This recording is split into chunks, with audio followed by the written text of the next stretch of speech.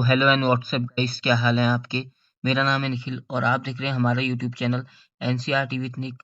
तो दोस्तों, जैसा कि आप जानते हैं, हम पढ़ रहे थे क्लास 12th हिस्ट्री की बुक का चैप्टर 6, जिसका नाम है भक्ति, सूफी और परंपराएं। दोस्तों, इसका आज मैं लेकर आया हूँ आपके लिए पार्ट 3। इससे पहले दोस्तों 2 पार्ट में आपके लिए लेकर आ गया था, वो हमने समझ लिए हैं और सारी डिटेल्स इससे पहले हम इस चैप्टर के बारे में जान चुके हैं उन 2 पार्ट्स में। अब जो है इसमें थर्ड पार्ट में दोस्तों, आज के इस पार्ट में मैं इस चैप्टर को पूरे कंप्लीट करने वाले हैं। हम लोग इस चैप्टर को कंप्लीट कर लेंगे। तो दोस्तों, आपसे यही कहना चाहूँगा कि वीडियो को स्टार्टिंग से लेके एंडिंग तक का ज़रूर देखिएगा और अगर वीडियो अच्छी लगी तो वीडियो को लाइक ज़रूर करिएगा, ठीक है। तो दोस्तों, बिना किसी देरी के शुरू कर लेते हैं। तो दोस्तों, आज का जो हमारा पहला टॉपिक है वो है सूफियों के प्रकार। दोस्तों, जैसा कि जानते हैं आप, पार्ट 2 में हमने बेसिकली सूफियों के बारे में डिस्कस किया था। और सूफी क्या होते हैं दोस्तों, मैंने आपको बताया ही था कि इस्लाम धर्म में जो लोग शरिया के नियमों का पालन करते थे, वे लोग सूफी कहलाते थे। यानी कि सिंपल भाषा में कहें तो दोस्तों, जैसे कि भारतीय संत थे प्राचीन टाइम में, उसी तरीके से दोस्तों इस्लाम धर्म में प्राचीन टाइम में भारतीय संतों की तरह ही संत हुआ करते थे, जिन्हें सूफी कहा जाता था, ठीक है।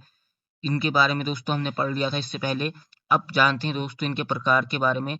दोस्तों, सूफी जो है मेनली 2 प्रकार के हुआ करते थे। अब देखिए दोस्तों, ये 2 प्रकारों में शामिल है आपका एक बासरिया और एक बेसरिया, ठीक है। ये 2 प्रकार के दोस्तों सूफी हुआ करते थे।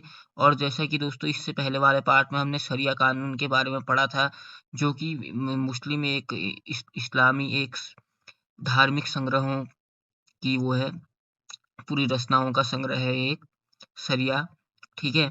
तो उसमें नियम हैं बहुत सारे। तो दोस्तों, बासरिया और बेसरिया ये 2 टाइप के सूफी संत उस टाइम पे मौजूद थे। बासरिया वो ये सूफी थे जो कि शरिया के नियमों का पालन करते थे, ठीक है।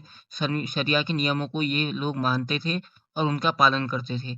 लेकिन बेसरिया जो थे दोस्तों, ठीक इसके बासरिया के उल्टे थे। ये जो है सूफी के नियमों, ये शरिया के नियमों का पालन नहीं करते थे, ठीक है? और ना उन उन नियमों को ये मानते थे। ठीक है दोस्तों? जैसा कि दोस्तों शब्द से स्पष्ट हो जाता है, बेशरिया जो कि बेशरिया के कानून को नहीं मानते थे, और बाशरिया यानी कि जो कि शरिया के कानूनों को मानते थे, शरिया के नियमों को मानते थे। ठीक है? तो दोस्तों उस टाइम पे यही 2 टाइप के सूफी थे। यही 2 प्रकार थे सूफियों के। तो इन्हें नोट कर लीजिए दोस्तों, ये एग्जाम में क्वेश्चन आता है बाशरिया और बेशरिया के बारे में। तो इस तरीके से अगर लिखेंगे तो दोस्तों आपको मार्क्स मिलेंगे। इसी तरीके से अगर डायग्राम बना के आएँगे तो। अब बढ़ते हैं दोस्तों अपने नेक्स्ट टॉपिक में। दोस्तों, ये वाला जो हमारा टॉपिक है वो है राजा और सूफी। अब जानते हैं दोस्तों शासकों और सूफियों के बीच में क्या संपर्क थे, क्या कैसे संबंध थे। ठीक है दोस्तों, क्या होता है दोस्तों, राजाओं और सूफियों के बीच का जो संबंध था वो अच्छा था। ठीक है? सभी राजा क्या करते थे, सूफियों को समर्थन किया जाता था सूफियों का राजाओं द्वारा। और इसके अलावा दोस्तों राजा द्वारा अनुदान और सहायता भी प्रदान की जाती थी। यानी कि समय-समय पर भूमि दान वगैरह या किसी और टाइप का जो अनुदान है वो राजाओं द्वारा किया जाता था सूफियों को। इसके अलावा दोस्तों जब सूफियों की सामान्य जनता में लोकप्रियता के कारण होता था, यानी कि दोस्तों जो सूफी थे वो सामान्य जनता में लोकप्रिय थे। यानी कि सामान्य जनता के लोग उन्हें सूफी संतों को पसंद करते थे। जैसे कि दोस्तों इससे पहले पार्ट 2 में हमने पढ़ा था कि जो धार्मिक संत थे हमारे भारतीय, उनको जो है लोग ज़्यादा पसंद करते थे। उसी तरीके से दोस्तों जो सूफी थे, इन्हें भी सामान्य जनता ज़्यादा पसंद करती थी और इसलिए दोस्तों ये बहुत ज़्यादा लोकप्रिय थे उनके बीच में। इसलिए जो है दोस्तों राजा क्या करते थे, सूफियों को दान भी दिया करते थे, ठीक है? और राजा इनसे संपर्क इसलिए बनाए रखते थे क्योंकि दोस्तों लोकप्रियता थी इनकी प्रजा में, सामान्य जनता इन्हें पसंद करती थी, इसलिए इतनी दान दक्षिणाएँ सूफियों को करते थे, ठीक है? अब देखिए दोस्तों ये दान का उदाहरण है अजमेर की दरगाह, ठीक है? जो कि शेख मोइनुद्दीन चिश्ती की दरगाह है। अजमेर में उनका खानकाह पर ही इस दरगाह को बनाया गया था, ठीक है? और यहीं से दोस्तों चिश्ती सिलसिले की शुरुआत हुई थी। दोस्तों एग्ज़ाम में चिश्ती सिलसिले के बारे में पूछा जाता है, जिसकी शुरुआत जो है दोस्तों शेख मोइनुद्दीन चिश्ती की खानकाह या दरगाह से हुई थी। और चिश्ती से सिलसिले के शुरुआत का श्रेय सारा शेख मोइनुद्दीन चिश्ती को ही जाता है क्योंकि इनके ही नाम से जो है दोस्तों इसको शुरू किया गया चिश्ती सिलसिले को, ठीक है। तो इस तरीके से दोस्तों उस टाइम पे राजा और सूफियों के बीच में, राजाओं और सूफी के बीच में संपर्क संबंध थे जो कि इस प्रकार हैं, इन्हें नोट कर लीजिए दोस्तों। अब बढ़ते हैं दोस्तों अपने नेक्स्ट टॉपिक में। अब है दोस्तों बारी मीराबाई के बारे में जानने की।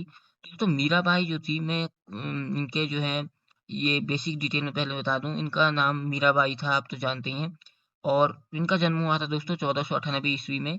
गांव था इनका कुटगी, जिला पाली, जोधपुर राजस्थान में। ठीक है। इसके अलावा दोस्तों इनके पिता का नाम था रतन सिंह और इनकी माता का नाम था वीर कुमारी। इसके अलावा दोस्तों महाराणा कुमार भोजराज कुंवर भोजराज से इनका विवाह हुआ था और 1557 में दोस्तों इनकी द्वारका में मृत्यु हो गई। अब मीराबाई के बारे में दोस्तों अगर मैं आपको कुछ बातें बताऊं, तो दोस्तों मीराबाई जो है वो सगुण भक्ति परंपरा का एक एग्जाम्पल है। जैसे कि दोस्तों इससे पहले वाले पार्ट में हमने पढ़ा था सगुण परंपरा और निर्गुण परंपरा के बारे में, भक्ति की जो दो परंपराएं होती हैं मेनली। तो ये जो है दोस्तों सगुण परंपरा से रिलेटेड थी। सगुण परंपरा का मतलब है दोस्तों, ये जो सगुण परंपरा के लोग जो होते थे, वो ईश्वर को मूर्तियों द्वारा वो करते थे, यानी कि मूर्तियों में मानते थे और मूर्तियों की पूजा किया करते थे। ठीक है। तो दोस्तों उसी से संबंधित थी मीराबाई, जो कि मेनली श्री कृष्ण के प्रेम में जो है उन्होंने अपना पूरा जीवन त्याग दिया था और पूरे इंतजार में। ठीक है। तो जिनकी भक्ति जो है, अगर भक्ति का एग्जाम्पल कहीं भी आता है तो दोस्तों मीराबाई का ही दिया जाता है, क्योंकि दोस्तों इन्होंने श्री कृष्ण की भक्ति में, श्री कृष्ण के प्रेम में ऐसे ही अपना पूरा जीवन त्याग दिया था। ठीक है। अब बढ़ते हैं दोस्तों अपने नेक्स्ट टॉपिक में। अब बात करते हैं दोस्तों गुरु नानक के बारे में। अगर दोस्तों गुरु नानक की बात की जाए, तो गुरु नानक जी का जन्म दोस्तों 1469 ईस्वी में हुआ था, राय भाई की तलवंडी में, जो कि वर्तमान ननकाना साहिब पंजाब पाकिस्तान में स्थित है। दोस्तों आप जैसा कि जानते हैं उस समय तो पाकिस्तान प्राचीन टाइम में दोस्तों भारत से मिला हुआ था। तो उस वजह से दोस्तों पंजाब का पूरा हिस्सा भारत का हुआ करता था। इसलिए जो है दोस्तों लेकिन जब विभाजन हुआ तो विभाजन के बाद पंजाब का थोड़ा-सा हिस्सा जो है पाकिस्तान के पास चला गया और उस थोड़े से हिस्से में से दोस्तों एक जगह है ननकाना साहिब पंजाब में, तलवंडी। ठीक है? तो वो भी पाकिस्तान के क्षेत्र में है अभी। तो वहाँ इनका जन्म हुआ था दोस्तों और इनकी मृत्यु हुई थी 22 सितंबर 1539 को करतारपुर में। स्मारक समाधि भी दोस्तों इनकी इस करतारपुर में ही मौजूद है। इसके अलावा दोस्तों इनके कार्यकाल के बारे में जो है 1499 से 1539 तक का इनका कार्यकाल रहा, यानी कि 40 साल। इनके बाद इनके उत्तराधिकारी बने दोस्तों गुरु अंगद देव। इसके अलावा दोस्तों धार्मिक मान्यता के अनुसार इन ऐसा माना जाता है कि इनके द्वारा सिख पंथ की स्थापना की गई होगी। और इनकी जीवन साथी, इनकी पत्नी का नाम था दोस्तों सुलक्षणी देवी। और माता-पिता का नाम की बात की जाए तो दोस्तों लाला कल्याण राय मेहता कालू जी, माता तृप्ता देवी जी के यहाँ हिंदू परिवार में इनका जन्म हुआ था। यानी कि माता का नाम था तृप्ता देवी और पिता का नाम था कत्याण राय, लाला कल्याण राय। ठीक है। और अंतिम स्थान इनका दोस्तों करतारपुर था, वहीं इनकी समाधि बनाई गई है। और दोस्तों अगर गुरु नानक की शिक्षाओं के बारे में बात की जाए तो दोस्तों एग्जाम में क्वेश्चन आता है गुरु नानक की शिक्षाओं के बारे में। तो गुरु नानक ने दोस्तों मेनली 2-3 शिक्षाएं हैं इनकी जो कि प्रमुख हैं। वैसे तो इन्होंने बहुत चीजें बोली थी, लेकिन 2-3 मैं आपको इम्पोर्टेंट बताता हूँ। सबसे पहले इन्होंने कहा था दोस्तों कि निर्गुण परंपरा को ये फॉलो करते थे और इन्होंने सारे मतलब मनुष्यों को कहा, सारे व्यक्तियों को कहा कि आप भी निर्गुण परंपरा को फॉलो करें। इनका ऐसा मानना था कि कोई भी व्यक्ति अपने अंदर ही ईश्वर को ढूँढ सकता है। उसे कोई भी ईश्वर को ढूँढने के लिए कोई भी मंदिर, मस्जिद या फिर किसी मूर्ति की पूजा करने की आवश्यकता नहीं है।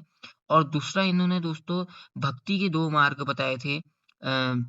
इन्होंने गुरु नानक जी ने, इन्होंने कहा था कि भक्ति के जो 2 सच्चे मार्ग हैं, वो है त्याग और स्मरण। ठीक है? भगवान से आप संपर्क 2 तरीके से साध सकते हैं, कहा था इनने। 2 तरीके से आप ईश्वर से संपर्क बना सकते हैं। एक तो तप से और दूसरा ईश्वर के स्मरण से, अपने अंदर महसूस करके उसे। ठीक है? तो ये इस टाइप के दोस्तों इनके कुछ विचार थे। आई होप आपको ये समझ में आया हो।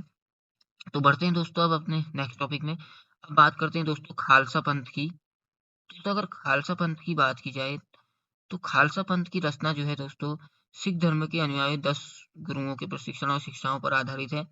गुरु गोविंद सिंह जी द्वारा दोस्तों सिख धर्म की स्थापना की गई थी, ऐसा माना जाता है। और ये जो गुरु अर्जुन देव थे दोस्तों सिखों के 10वें गुरु थे, ये याद रखिएगा। तो गुरु 10वें गुरु थे दोस्तों सिखों के, गुरु गोविंद सिंह। ठीक है। तो ये जो है चाहते थे सिख धर्म को क्या मुख्य सिद्धांतों में दान और की स्थापना करना चाहते थे सिख धर्म की। और इसके बाद दोस्तों सिख धर्म के मुख्य सिद्धांतों में दान, तेग या तलवार शामिल है, जो खालसा में अंतर्निहित थे। ठीक है? तो ये है खालसा पंथ। और खालसा पंथ के बारे में अगर हम बात करें, तो उनके कुछ नियम भी थे। खालसा पंथ के कुछ नियम भी हैं जो कि दोस्तों एग्जाम में पूछे जाते हैं। दोस्तों 5 नियम थे। एक, केस, कटे हुए केस रखने पड़ते थे। केस का मतलब होता है दोस्तों बाल, और कंघा, और कच्छ, कारा, कृपाण। ठीक है? ये 5 चीज़ें दोस्तों हर सिख को, हर खालसा पंथ को मानने वाले को माननी पड़ती हैं अभी भी। ये चीज़ें प्राचीन टाइम से दोस्तों चली आ रही हैं, और ये चीज़ें हर किसी सिख या खालसा पंथ को मानने वाले को माननी पड़ती हैं। ठीक है दोस्तों? सिख धर्म की मूल बातों के अनुसार एक सच्चा खालसा भेदभाव नहीं करता है, या किसी को नीच आत्मा के रूप में नहीं देखता है। वो उत्पीड़ितों की रक्षा में उठ खड़ा होगा और ज़रूरतमंदों की मदद के लिए दान करेगा। ठीक है? तो सिख धर्म में दोस्तों एक सच्चे खालसा की जो है निशानी बताई गई है, पहचान बताई गई है कि सच्चा खालसा उसे माना जाएगा जो किसी के साथ भेदभाव नहीं करेगा। ठीक है? और हर किसी को भी नीच आत्मा के रूप में नहीं देखेगा, यानी किसी को भी निम्न अपने से नहीं देखेगा। और उत्पीड़ितों की जिनको मतलब परेशानियाँ हैं, उनकी हमेशा रक्षा करेगा, और ज़रूरतमंदों को दान करेगा, उनकी मदद करेगा। ठीक है? सच्चे खालसा की निशानी ये बताई गई है, एक सच्चे खालसा व्यक्ति की। ठीक है दोस्तों? आई होप आपको ये समझ में आया होगा। अगर नहीं भी समझ में आया तो दोस्तों वीडियो को दोबारा देख देख लीजिएगा एक बार और, फिर आपको आपके कॉन्सेप्ट सारे क्लियर हो जाएँगे। अब बात करते हैं दोस्तों हम सबसे फ़ेमस प्राचीन टाइम में जो थे, इन भक्ति मार्ग के रूप में, उनका नाम है दोस्तों कबीर। ठीक है? कबीर के बारे में दोस्तों ऐसा बताने की ज़्यादा कोई ज़रूरत नहीं है, क्योंकि दोस्तों कबीर के बारे में हर कोई जानता ही है कि कबीर कितने महान थे।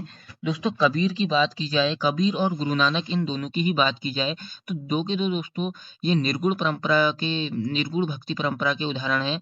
दोनों का ही मानना था कि ईश्वर जो है दोस्तों हमारे अंदर मौजूद होता है, हर किसी व्यक्ति के अंदर मौजूद होता है ईश्वर, बस उसे स्मरण करने की ज़रूरत है, उसे जानने की ज़रूरत है।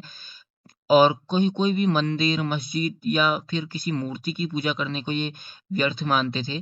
ठीक है?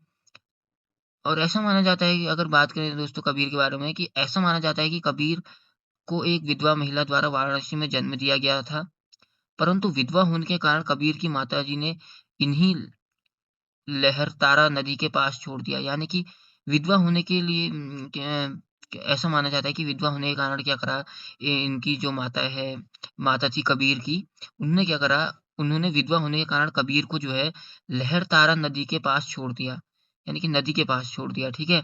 उसके बाद क्या हुआ, इनका पालन-पोषण एक जुलाहा दंपति नीरू और नीमा के द्वारा किया गया। यानी कि जुलाहों के द्वारा दोस्तों इनका पालन-पोषण किया गया। और कबीर ने दोस्तों अपनी रचनाओं द्वारा परम सत्य का वर्णन किया। उन्होंने भगवान को निराकार बताया और एकेश्वरवाद का समर्थन किया। ठीक है? तो यही है दोस्तों कबीर का एक फ़ेमस विचार जो है दोस्तों, इन्होंने क्या करा, भगवान को निराकार बताया, यानी कि इन्होंने कहा कि भगवान का कोई आकार नहीं है। किसी मूर्ति में भगवान को हम नहीं ढूँढ सकते, किसी मस्जिद या किसी मंदिर में हम भगवान को नहीं ढूँढ सकते। और इसके अलावा दोस्तों इन्होंने कहा कि एकेश्वरवाद का इन्होंने बहुत ज़्यादा समर्थन किया। इन्होंने कहा कि ईश्वर एक है, अनेकों नहीं हैं। ठीक है? और इसके अलावा दोस्तों कबीर के जो गुरु हैं उनका नाम रामानंद है। ऐसा माना जाता है कि उनके गुरु ये रहे होंगे, कन्फर्म है ये पता नहीं है, लेकिन ऐसा माना जाता है। ठीक है? इसके अलावा दोस्तों कबीर की वाणी को बीजक नामक ग्रंथ में रखा गया है। इनके कई पद गुरु ग्रंथ साहिब में भी संकलित हैं। ठीक है? यानी कि इनकी जो कबीर की वाणी है उनको बीजक नामक एक ग्रंथ में संकलित करा रखा गया है, और इनके अलावा गुरु ग्रंथ साहिब में भी इनकी बहुत सारी चीज़ें मिलती हैं। ठीक है दोस्तों? बीजक को कबीर को मानने वाले द्वारा वाराणसी और उत्तर प्रदेश संरक्षित करके रखा गया है। यानी कि बीजक को दोस्तों संरक्षित करके रखा गया है वाराणसी में, उत्तर प्रदेश में। ठीक है दोस्तों?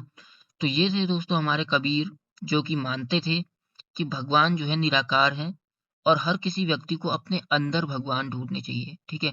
हर किसी व्यक्ति के अंदर ईश्वर होते हैं, ऐसा कबीर का ही मानना था, ऐसा गुरु नानक का ही मानना था। इन दोनों का यही मानना था। ये निर्गुण भक्ति परंपरा के एग्ज़ाम्पल हैं दोस्तों बहुत बड़े, और इनका यही मानना था कि हर किसी व्यक्ति के अंदर ईश्वर मौजूद होते हैं। हमें ईश्वर को ढूँढने के लिए किसी मंदिर, मस्जिद या किसी मूर्ति को देखने की ज़रूरत नहीं है दोस्तों, और मंदिर मस्जिद जाने की ज़रूरत नहीं है। ईश्वर हर किसी के अंदर मौजूद होते हैं। बस ज़रूरत है तो अपने अंदर स्मरण करने की, उन चीज़ों को पहचानने की, उस चीज़ को महसूस करने की। ठीक है दोस्तों? तो यही थी कुछ डिटेल कबीर के बारे में, कबीर जी के बारे में। ठीक है? आई होप आपको दोस्तों ये समझ में आया होगा, और अगर नहीं भी समझ में आया तो दोस्तों वीडियो को एक बार और देख लीजिएगा पूरी, पू और समझ में आ जाएगा फिर आपके सब। और जितने भी इम्पोर्टेंट पॉइंट होते हैं दोस्तों, नोट कर लीजिए। बस चैप्टर में इतना ही था दोस्तों। आई होप आपको चैप्टर समझ में आया होगा। और दोस्तों, इसके अलावा अगर वीडियो अच्छी लगी हो तो वीडियो को लाइक ज़रूर करिएगा। और इसके अलावा दोस्तों, मैं यही कहना चाहूँगा आपसे कि अगले जो चैप्टर होंगे, हमारा जब चैप्टर 7 होगा, उसमें जो है दोस्तों, उसको हम कुछ अलग ढंग से एक्सप्लेन करेंगे। उसमें मतलब इमेज बेस्ड चैप्टर होगा पूरा। टेक्स्ट आपको मतलब शब्द बहुत कम देखने को मिलेंगे। इमेज टू इमेज दोस्तों, अब हम सारे चैप्टर्स को समझेंगे। सारे चैप्टर्स को हम इमेज टू इमेज समझेंगे, जिससे हमारी समझ भी अच्छी होगी। और क्योंकि दोस्तों आप जानते हैं चित्र हमेशा याद रहते हैं, तो चित्रों के माध्यम से दोस्तों मैं अगले चैप्टर जितने भी होंगे हमारे सारे, उनको मैं इमेज बेस्ड चैप्टर बनाऊँगा। सारे मतलब आपको पूरे चैप्टर में इमेज ही इमेज दिखेंगी, और इमेज से ही दोस्तों मैं आपको पूरे चैप्टर को समझाऊँगा, पूरे इमेज से, ठीक है? तो उन इमेज को मैं ऐड करके बहुत एक अच्छी वीडियो बना के आपके लिए प्रेज़ेंट करूँगा। तो दोस्तों, ऐसे ही आप सपोर्ट करते रहिएगा, और भी सपोर्ट की दोस्तों ज़रूरत है, क्योंकि काफ़ी टाइम हो गया दोस्तों चैनल को स्टार्ट करे हुए। अभी तक का वैसी रीच नहीं मिली है जैसी मिलनी चाहिए, लेकिन फिर भी दोस्तों आशा है कि आने वाले टाइम में अच्छी रीच मिलेगी हमें। और दोस्तों, लास्ट में बस इतना ही कहना चाहूँगा, वीडियो देखने के लिए आपका धन्यवाद, और हम मिलेंगे अब आपसे नेक्स्ट वीडियो में। तब तक के लिए गुड बाय दोस्तों।